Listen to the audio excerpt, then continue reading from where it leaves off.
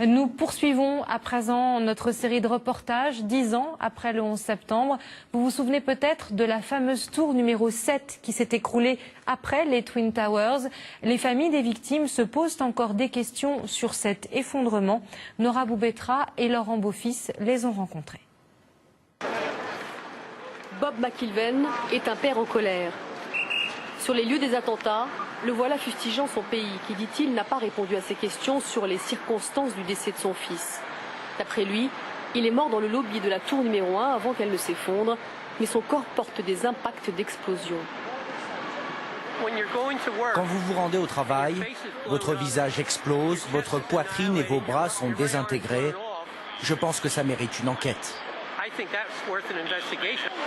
Son fils Bobby était dans la tour nord et c'est l'un des très rares corps retrouvés sur le site. 10 ans de quête pour la vérité, 10 ans de recherche. Pour comprendre comment son fils est mort, cet ancien professeur d'histoire a fait sa propre enquête. Ce n'est pas un adepte des thèses conspirationnistes.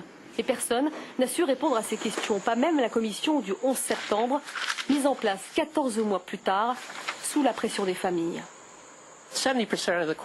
Ils n'ont pas répondu à 70% de nos questions à nous, les familles. Eh bien, c'est extrêmement frustrant. Nos enfants ont bien été assassinés. Il faut donc une enquête. Mais le rapport de la commission d'enquête n'en a fait qu'un exposé des faits. En plus, on n'a pas posé les questions qui fâchent aux responsables interrogés. Le travail de la commission est même remis en cause par certains de ses membres qui dénoncent des entraves à l'enquête. L'un d'eux a d'ailleurs démissionné. John Farmer était conseiller juridique dans cette commission. Dans son livre, il explique que le gouvernement a caché la vérité. La CIA a détruit des cassettes des interrogatoires des cerveaux du 11 septembre. Des cassettes dont on ne connaissait pas l'existence à l'époque.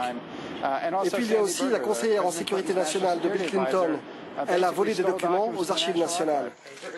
Bob McIlvaine et son ami, l'ingénieur en génie civil, ont des doutes aussi, car la commission n'a pas évoqué l'effondrement de cet immeuble. Une troisième tour, le bâtiment 7, s'est écroulé le 11 septembre sans avoir été heurté par un avion. Elle s'est brusquement affaissée en moins de 7 secondes. Les deux hommes réfutent la thèse officielle selon laquelle la chute est due à un incendie. C'est impossible à cause des structures en métal qui soutiennent le bâtiment.